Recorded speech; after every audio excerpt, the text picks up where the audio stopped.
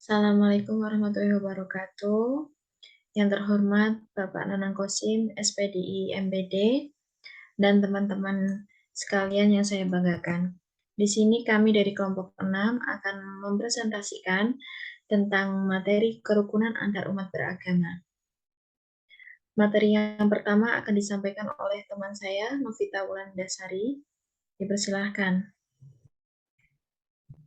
Baik, saya Novita Wulandasari, nomor presensi 49, akan mempresentasikan mengenai kebebasan beragama. Keanekaragaman agama merupakan suatu hal yang tidak dapat dihindari sebab telah menjadi ketetapan Allah. Hal ini telah tertuang dalam firman-Nya yang terdapat pada surat Yunus ayat 99 dan surat Al-Maidah ayat 48. Next.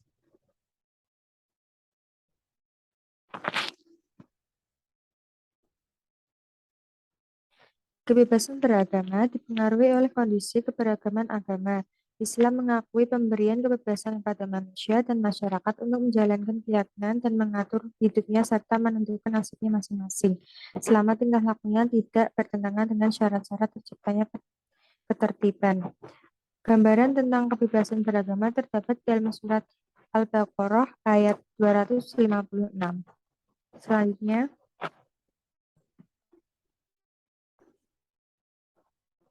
secara etimologi, kebebasan berasal dari kata bebas, free, yang berarti lepas sama sekali, sehingga boleh bergerak, bercakap, berbuat.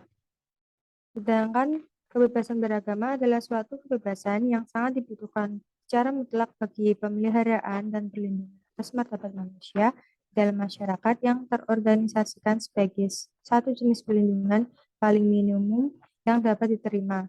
Nabi Muhammad sejak awal sudah mengimplementasikan prinsip kebebasan beragama dalam wujud prinsip persamaan dan penghormatan kepada manusia dalam masyarakat Madinah yang sangat heterogen, sebagaimana tertuang dalam Piagam Madinah. Selanjutnya,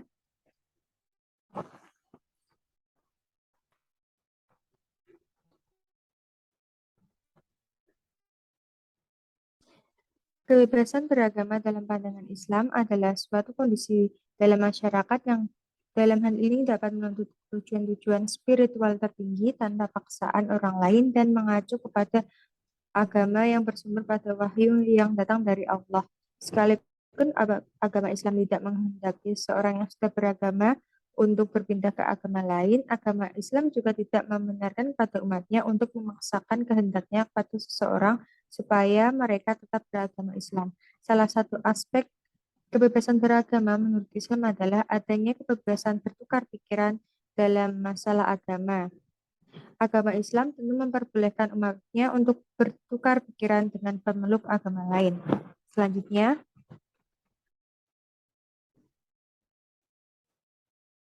agama Islam juga mengajarkan agar umatnya tidak saling mengusik satu sama lain. Islam memberikan kebebasan kepada penganut agama lain untuk menjalankan agamanya. Hal ini sesuai dengan firman Allah dalam surat Asy-Syura ayat 15. Next. Materi selanjutnya akan diterangkan oleh rekan saya, Teola.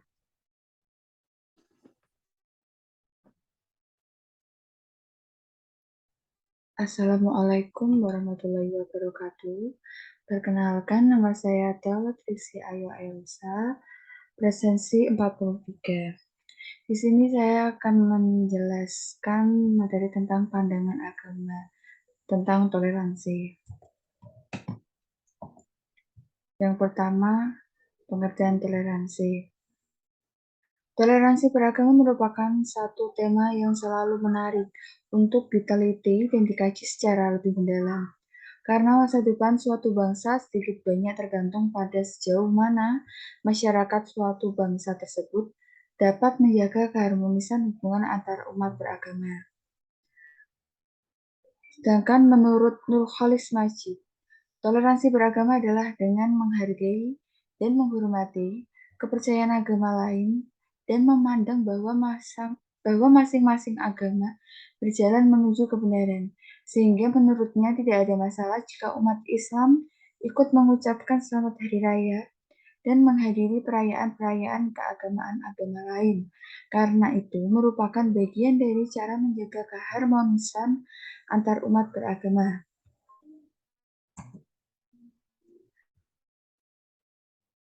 Pengertian menurut Hamka, toleransi beragama merupakan satu tema yang selalu menarik untuk diteliti, dikaji secara lebih mendalam, karena masa depan suatu bangsa sedikit banyak tergantung pada sejauh mana masyarakat suatu bangsa tersebut dapat menjaga keharmonisan hubungan antar umat beragama. Sedangkan persamaan pemikiran dari dua tokoh tersebut yaitu sama-sama menekankan tentang pentingnya prinsip toleransi dalam kehidupan beragama, yaitu dengan menghormati kebebasan beragama. Karena dengan prinsip inilah semua pemeluk agama akan saling menghormati terhadap pemeluk agama lain. Sedangkan perbedaan pemikiran dari dua tokoh tersebut yaitu yang pertama, menurut Hamka menyatakan bahwa toleransi beragama dalam Islam hanya bisa dilakukan jika tidak menyangkut masalah keimanan. Sedangkan menurut Nurholis Majid, dalam praktek toleransi beragamanya cenderung lebih inklusif dan pluralisme, seperti dengan mengikuti doa bersama antar umat beragama. Baik, untuk materi selanjutnya akan disampaikan oleh teman saya. Baik, terima kasih. Perkenalkan, nama saya Muhammad M. Jayadi, nomor absen 21. Saya akan menerangkan tentang pandangan agama tentang pluralisme. Next.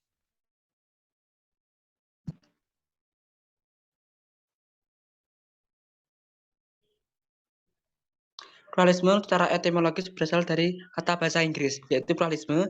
Kata pluralisme yang terdiri dari kata plural dan isme disinyalir berasal dari kata bahasa Latin, pluralis, yang berarti beberapa dengan implikasi perbedaan. Secara terminologis, pluralisme dapat diartikan sebagai paham atau isme atau sistem nilai yang mengaku adanya keberagaman atau kemajumukan. Next.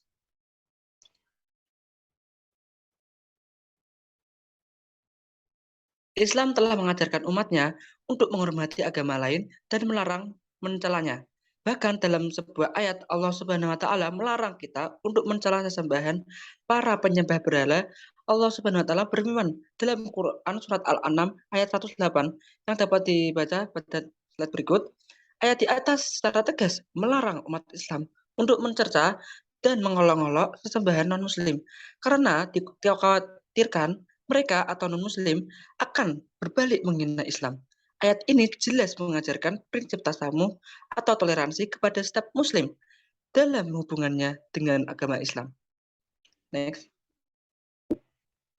Dalam kamus filsafat, pluralisme mempunyai ciri-ciri sebagai berikut. Yang pertama adalah realitas fundamental bersifat jamak, berbeda dengan dualisme yang menyatakan bahwa realitas fundamental ada dua.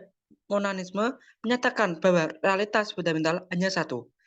Banyak tingkat hal-hal yang alam semesta terpisah tidak dapat direduksir pada dirinya independen. Yang ketiga, alam semesta pada dasarnya tidak ditentukan dalam bentuk dan tidak memiliki kesatuan atau kontinuitas harmonis yang mendasar. Tidak ada tatanan koheren dan rasional fundamental. Next.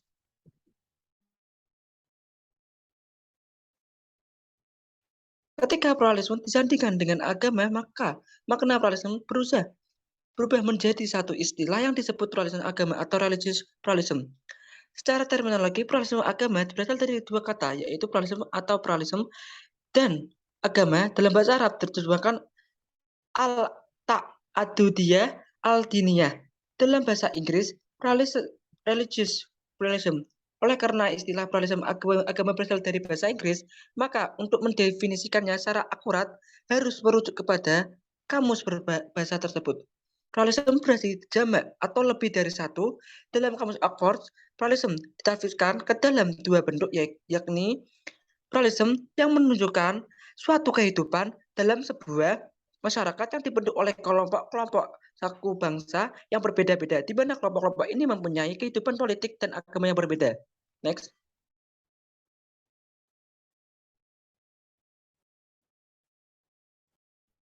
Menurut John Hicks, membagi pluralisme menjadi 4, yaitu pertama, pluralisme agama normatif atau normatif religious pluralism, yaitu pluralisme agama yang menyeru kepada semua pihak, khususnya umat Kristiani, untuk menjalin hubungan yang baik dengan agama lain, menjauhkan arogansi dan menyabarkan toleransi. Yang kedua, pluralisme secara soteriologis atau soteriologis religious pluralism, yakni pluralisme yang berpandangan bahwa selain umat Kristen juga bisa mendapat keselamatan Kristiani. Pluralisme agama ini merupakan lanjutan dari pluralisme religius normatif. Yang ketiga dan keempat bisa dibaca di slide ini. Next. Baik, yang saatnya akan diterangkan oleh rekan saya. Saya Vanessa Isnaini, nomor urut 29, ingin menerangkan mengenai pandangan agama tentang hak asasi manusia. Next. Pengertian hak asasi manusia. HAM adalah seperangkat hak yang melekat pada hakikat dan keberadaan manusia sebagai makhluk Tuhan yang Maha Esa dan merupakan anugerahnya yang wajib dihormati, dijunjung tinggi, dan dilindungi oleh negara, hukum, pemerintah, dan setiap orang demi kehormatan serta perlindungan harkat dan martabat manusia. Next.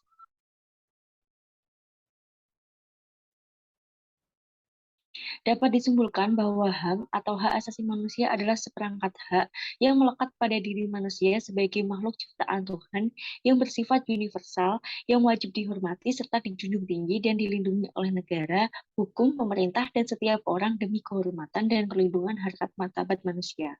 Next.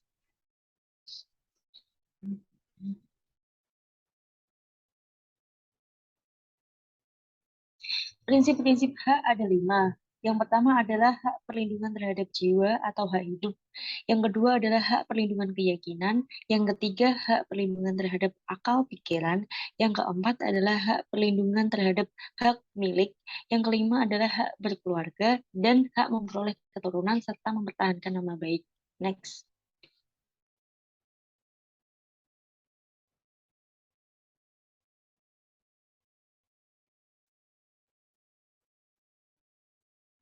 Hak asasi manusia dalam Al-Quran ada 3. Yang pertama adalah HAM bersifat individual. Setiap diri manusia berhak untuk survive, tidak seorang pun atau institusi apapun yang berhak merenggut kehidupan seseorang tanpa alasan. Gagasan itu dapat dipahami oleh redaksi ayat 24 dari surat Al-A'raf, yang artinya, turunlah kamu akan saling bermusuhan satu sama lain. Bumi adalah tempat kediaman dan kesenanganmu sampai waktu yang telah ditentukan. Next.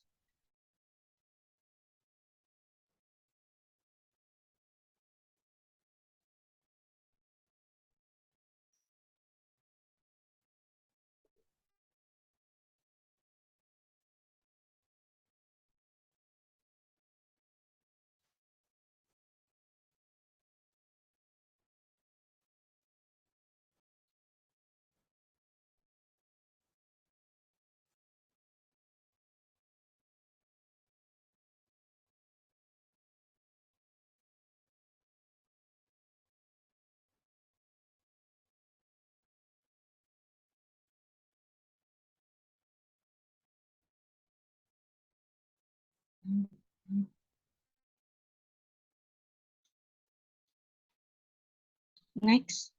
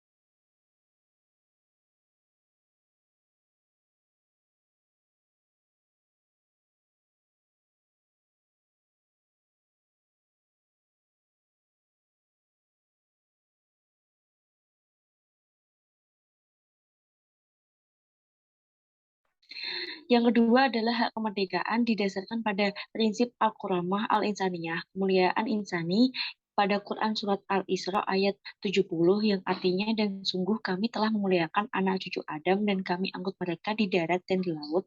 Kami beri mereka rezeki dari yang baik-baik dan kami lebihkan mereka di atas banyak makhluk dan kami ciptakan dengan kelebihan yang sempurna. Next.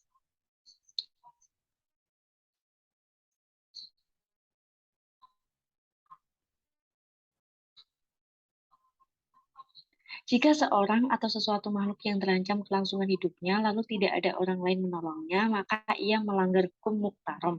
Bahkan dalam kondisi demikian, wajib menunda sholat daripada mengabaikan orang atau sesuatu tadi. Next.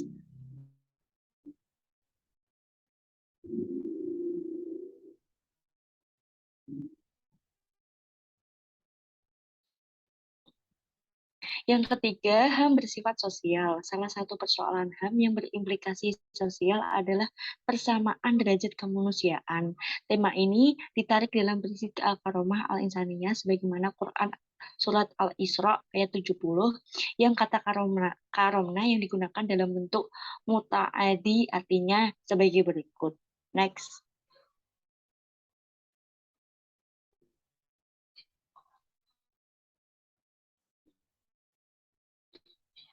Ayat tersebut perlu mendapatkan penjelasan yang proporsional.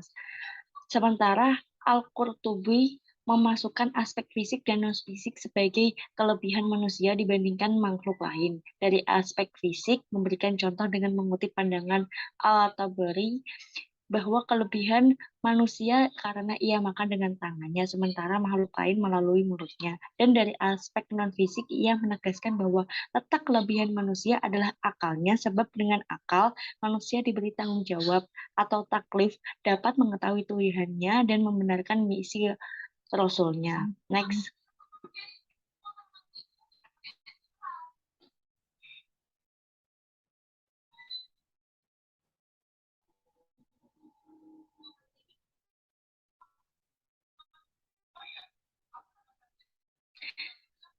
Next.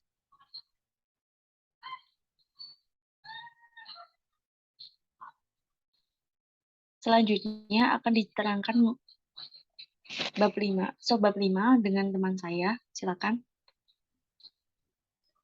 Ya, perkenalkan nama saya Irma Wardinda Pradita. Di sini saya akan memaparkan materi yang kelima yaitu tentang pandangan tentang persatuan umat beragama dan antar umat beragama. Next. Menurut pandangan Islam, bahwa adanya persatuan antar agama dan khususnya agama Samawi didasarkan pada suatu persepsi dan pengalaman. Yang pertama yaitu Islam melihat dirinya sebagai puncak yang menyatukan Alkitab Ibrani dan Alkitab Kristen. Dan yang kedua, para penyair Sufi khususnya dalam perjumpaan mereka dengan agama Hindu dan agama Buddha di India mengalami dan menggambarkan suatu persatuan yang mistis. Next. Al-Quran menantang semua agama lain untuk bersaing dalam hal kebaikan dan ia memperluas undangannya. Hal tersebut tercantum dalam Quran Surah Ali Imran ayat 64. Next.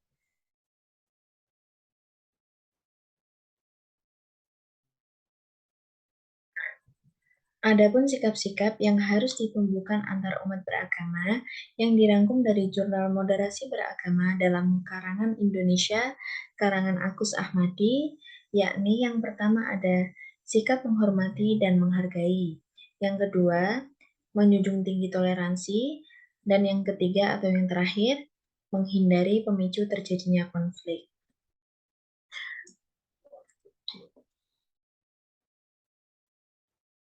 Pemaparan materi sudah selesai. Saya dan teman-teman saya mengucapkan terima kasih banyak dan saya mohon maaf apabila dalam pemaparan materi ini ada salah kata atau ada kata-kata yang kurang berkenan. Wabillahi taufiq wal hidayah. Waridawal inayah. Wassalamualaikum warahmatullahi wabarakatuh. Waalaikumsalam warahmatullahi wabarakatuh.